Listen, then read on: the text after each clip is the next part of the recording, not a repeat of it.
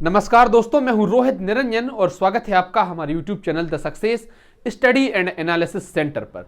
तो प्यारे साथियों, जैसा कि पता है आपको, आज 18 जनवरी है और मध्य प्रदेश पुलिस कांस्टेबल परीक्षा में अभी भी 1 महीने का समय बचा हुआ है। तो ऐसे में मेरे जिन दोस्तों का पेपर आगे है, मैं उनके लिए एक महत्वपूर्ण वीडियो ये लेकर आया हूं। आज मेरा खुद का पेपर था और मैं अपना खुद का अनुभव आपको बता रहा हूं।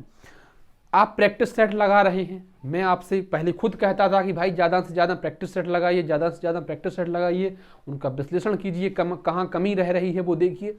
आज आपसे कहता हूं प्रैक्टिस सेट लगाना बंद कर दीजिए। कारण क्योंकि पिछली बार जो मध्य प्रदेश पुलिस की परीक्षा हुई थी 2016 में और 2017 में, 2 वर्ष में जो परीक्षा हुई थी, ऐसा माना गया कि 2016 में लेवल थोड़ा ऊपर था जबकि 17 में लेवल नॉर्मल था।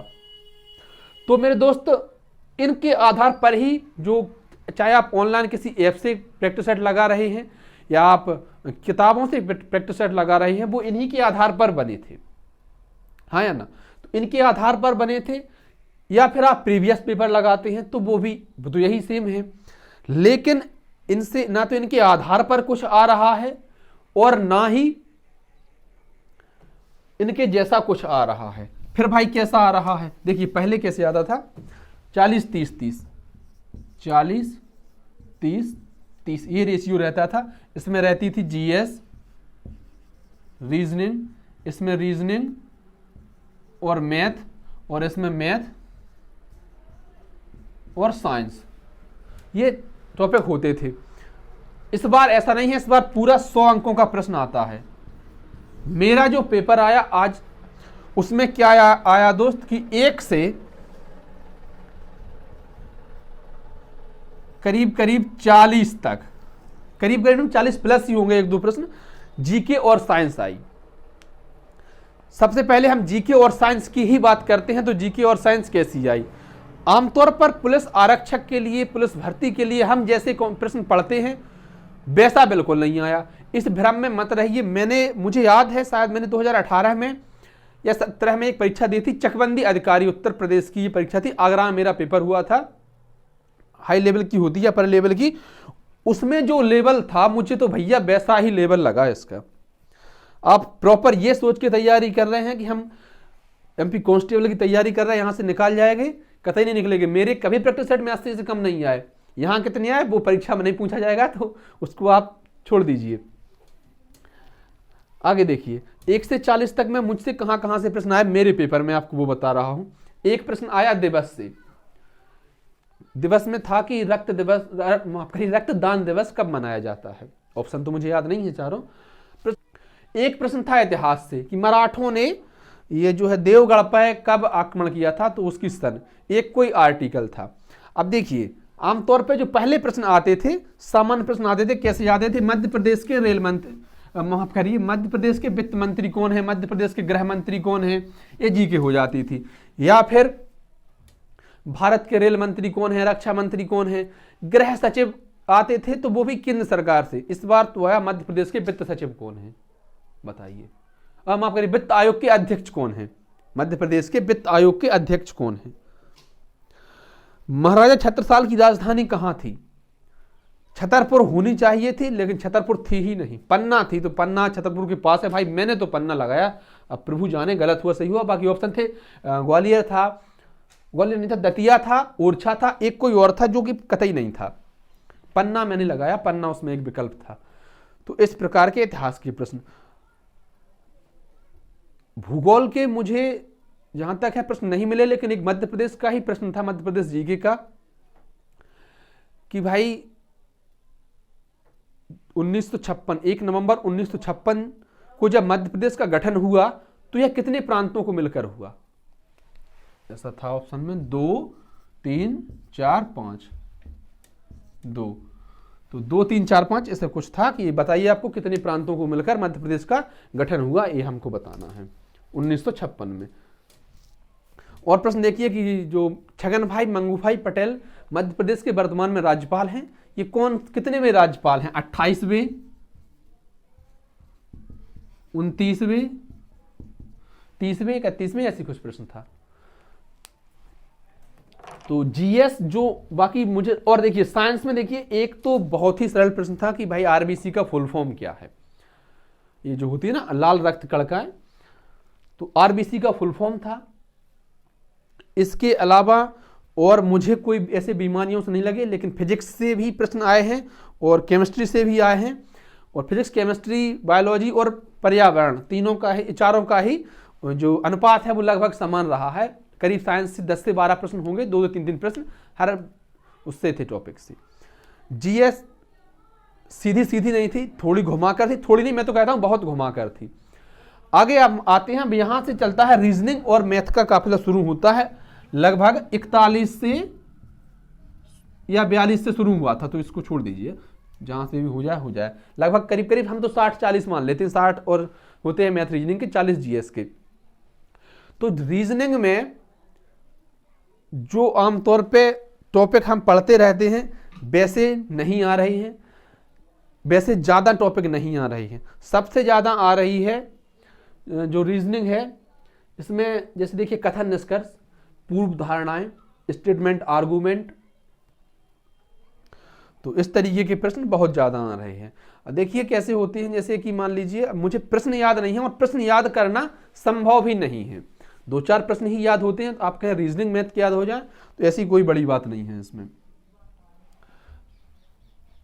प्रश्न ऐसा आया था कि एक कथन दे रहा होता है, उसको आर कहते हैं, एक होता है ए।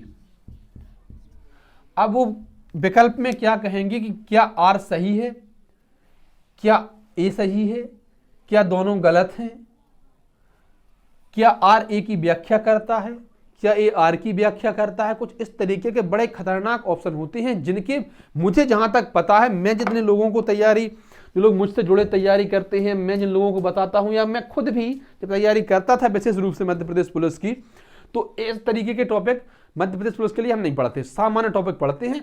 और जो कथन निष्कर्ष वाले हैं उनको आप विशेष प्रैक्टिस करके जाएंगे। रीजनिंग में कोडिंग डिकोडिंग के 3 से 4 प्रश्न या 5 प्रश्न भी हो सकते हैं, कोडिंग डिकोडिंग के। 1-2 प्रश्न ब्लड रिलेशन के भी थे, और ब्लड रिलेशन के अलावा देखिए कैलेंडर से कोई प्रश्न मुझे नहीं मिला है, क्लॉक से कोई प्रश्न मुझे नहीं मिला है। फिगर से जरूर 2-3 प्रश्न मिले। एक तो फिगर जैसे ऐसा होता कि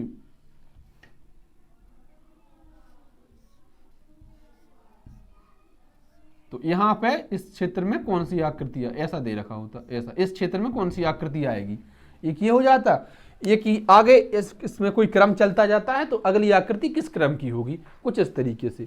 तो फिगर को भी आपको अच्छे से देखकर जाना है, और जिनको जो आपको लगते थे कि ये कठिन है, अब विशेष रूप से कठिन ही देखकर जाइए, क्योंकि देखिए 100 में से मेरा अनुमान जो है 100 में से 90 प्रश्न हर व्यक्ति कर देता है जो तैयारी में अच्छे से लगा हुआ है। अब ऐसे नहीं कि बेमन से जाए, जबरदस्ती जाए, 90 प्रश्न कर देता है तो बचे कितने प्रश्न, 10 प्रश्न। मैं एक टॉपिक वाइज बात कर रहा हूं, 10 प्रश्न जो बचे, जो 10 प्रश्न हर आदमी नहीं कर पाता है, उनमें से ही 1 या 2 प्रश्न आते हैं मुख्य परीक्षा में। अब आप समझ लीजिए कि कितना कठिन लेवल होगा। 10 प्रश्न जो हर आदमी नहीं कर पाता, हर व्यक्ति नहीं कर पाता, उसमें से भी 1 या 2 प्रश्न आने वाले हैं इस परीक्षा में। तो अब आपको समझना है कि आपकी तैयारी कहां है। हम मैथ की बात करें तो मैथ में देखिए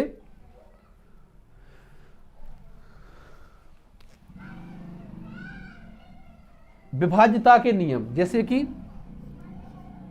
इनमें ऐसी कौन सी, जैसे बड़ी संख्या दे रखी है 1 7 8 4 7 2 0 0 5, तो ऐसा होता कि इनमें से 17 से कौन सी संख्या विभाज्य होगी, 17 से कौन सी संख्या विभाज्य होगी, ये ऑप्शन है। ऐसे ही 4 बड़े बड़े ऑप्शन दे रखे हैं। विभाज्यता का नियम आपको भली भांति आना चाहिए। तो 17 से, अब आज मेरी जो शिफ्ट में था एक प्रश्न कि 6 से विभाज्य बताइए, तो 6 से विभाज्य देखा तो एक तो पहला ऑप्शन सही था, एक चौथा ऑप्शन सही था। 2 ऐसे थे जिनमें कि 2 ऑप्शन सही थे। मैंने 3-4 बार विभाज्यता का नियम छोड़ के मैंने तो प्रॉपर भाग दिया, उसमें भी वही आया। फिर मुझे लगा कि शायद प्रश्न में कोई दिक्कत होगी, मैंने सबसे पहले जो ऊपर था वही लगा दिया। तो विभाज्यता के नियम से ऐसे आज आए हैं मेरी शिफ्ट में 4 प्रश्न। इसके अलावा बोर्ड मास का आप भली भांति ध्यान रखिए, उनको तो आप बहुत अधिक प्रैक्टिस करिए। बोर्ड मास से भी 3-4 प्रश्न 5 प्रश्न तक आए हैं, और एक प्रश्न में तो 19 संख्याएं थी। आप समझिए 19 संख्याएं, ऐसी नहीं ऐसे 19 प्लस 20 का 2/3 भागे 4 माइनस 1, ऐसा करके कुल 19 संख्याएं थी। इतने लंबे लंबे प्रश्न आ रहे हैं, यही हमको टाइम जो है बहुत अधिक टाइम लगाते हैं। और एक प्रश्न बताऊं मैं, तो किसी शहर की जनसंख्या दी थी। आपको भी पता है, मुझे भी पता है कि जनसंख्या की जब बात करी जाएगी तो जनसंख्या पूर्ण होगी। 1000 हो सकती है, वो 2000 हो सकती है, वो 5000 हो सकती है, 5 लाख, कुछ भी हो सकती है, वो पूर्ण होगी। उसका ऐसा मतलब नहीं होगा कि 10.5 आदमी आ गए। क्या आपने कभी सुना 10.5 आदमी आ गए? 11:30, 12:15, 12:45 आदमी आए। किसी बारात में आप सुनेंगे 250 आए, लेकिन आप ये सुनेंगे 200.5 आदमी आए। सुन ही नहीं सकते, होता ही नहीं आदमी। क्या वो पूरा पैदा नहीं हुआ, पहले ही आ गया क्या? ऐसे ऐसे प्रश्न। तो उसमें यह था कि भाई किसी, मुझे पूरा प्रॉपर याद नहीं है, लेकिन ऐसा है कि 78 शायद 100 या 200 था इसमें कुछ। एक शहर की जनसंख्या इतनी थी, और देखिए भाई अब 3 वर्ष पहले इतनी थी। इसमें क्या हुआ कि 3 वर्ष लगातार वृद्धि हुई। तो पहली वर्ष 12% की वृद्धि हुई, दूसरी वर्ष 13% की वृद्धि हुई, और तीसरी वर्ष 16% की वृद्धि हुई। वर्तमान में जनसंख्या क्या होगी? तो ठीक है भाई, वर्तमान में जनसंख्या निकालने की कोशिश करते हैं, कोशिश करी भी, लेकिन जब मेरी नजर इन ऑप्शनों पर पड़ी, 4 विकल्पों पर पड़ी, तो मैं बिल्कुल भ्रमित हो गया। भाई ये जनसंख्या पूरी होगी, वहां पे ये तो नहीं गिन सकते कि कुछ बच्चे अभी पेट में हैं, उनका जन्म नहीं हुआ है तो उनको काउंट कर लेते, आने ही वाले होंगे। पूरी जनसंख्या होगी, पूर्ण जनसंख्या होगी, दशमलव में आ ही नहीं सकती। उसके चारों विकल्प दशमलव में दे रखे। अब बताओ आदमी करे तो करे क्या? इतना घुमा रहे हैं। हम सामान्यतः जो टॉपिक पढ़ते हैं, time and work, train, boat stream,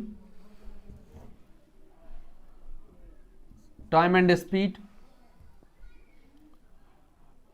और भी कई अर्थमेटिक की परसेंटेज और प्रॉफिट लॉस, CISI। तो CISI और प्रॉफिट लॉस से तो मुझे एक एक प्रश्न मिले, लेकिन इनसे तो प्रश्न ही नहीं मिले यार। केवल एक प्रश्न ये पाइप टंकी से था, और ट्रेन से प्रश्न ही नहीं, टाइम स्पीड से, टाइम एंड बैक से प्रश्न ही नहीं। पता नहीं कैसे कैसे प्रश्न, लेकिन जो प्रश्न आ रहे थे वो लेंदी जरूर थे, बन रहे थे। लेकिन ये इसकी मैथ में एक बात ये भी माननी पड़ेगी कि प्रश्न बन रहे थे। एलजेब्रा आप बहुत अच्छे से पढ़ के जाइए। बाकी जो और एडवांस मैथ के टॉपिक हैं, जैसे कि ये वर्ग, त्रिभुज, चतुर्भुज, समकोण, आयात, इनमें अगर आप ज्यादा टाइम लगा रहे हैं तो इनमें मत लगाइए। एलजेब्रा पर बहुत अधिक फोकस करिए, क्योंकि एलजेब्रा से भी 3-4 प्रश्न आए हैं। 3 टॉपिक मैं आपको बता रहा हूं मैथ के लिए, मोस्ट वेरी मोस्ट, 1 2 3। कौन कौन से हैं? 3 टॉपिक में रीजनिंग के ही बताऊंगा जो अत्यंत महत्वपूर्ण है। तो मैथ के लिए एलजेब्रा,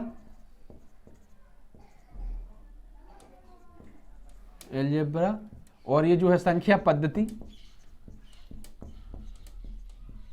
पद्धति, इसमें ही विशेष रूप से बोर्ड मास,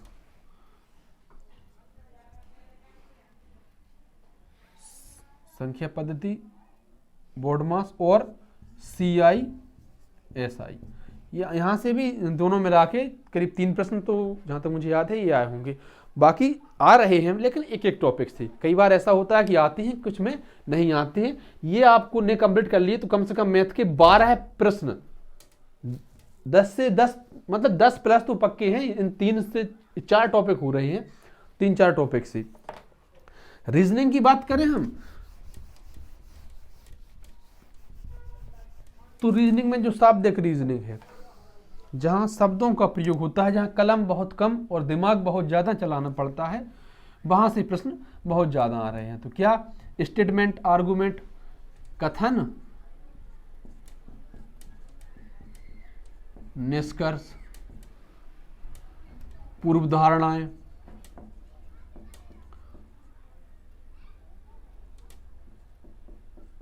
और इनसे संबंधित जितने भी टॉपिक हैं, कोडिंग, डिकोडिंग और सीरीज, 12 प्लस प्रश्न इन 3 से ही आने हैं भाई, पक्की बात है। सीरीज में एक और चीज की प्रैक्टिस करके जाइए आप, जो कुछ ऐसे सीरीज होती है जिनमें ABCD लिखी होती है एक विशेष क्रम में। तो एक तो सीरीज ऐसी होती है मैथ वाली, अंकों की, एक शब्दों की, जैसे 2, 4, 6, 8, तो ये बताना है। यहाँ 8 की आगे 11 लिख दिया, बताइए इनमें से कौन विषम है, ये बताना है। कई बार जो रीजनिंग शब्दों वाली आती है, वर्ड वाली आती है, उसमें क्या होता है, इसीलिए लिखा ये C, B, D, B। अब इसको फिल करिए आप।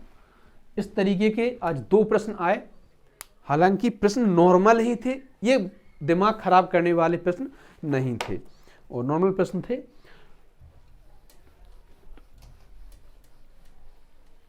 यह मैंने जो अपना मेरा खुद का विश्लेषण था वो मैंने बताया, और इसका निष्कर्ष ये है कि प्रैक्टिस सेट आप 2016 या 2017 को आधार मानकर कर रहे हैं तो बिल्कुल मत करिए, पढ़ने पर ज़्यादा ध्यान दीजिए आप प्रैक्टिस सेट की अपेक्षा।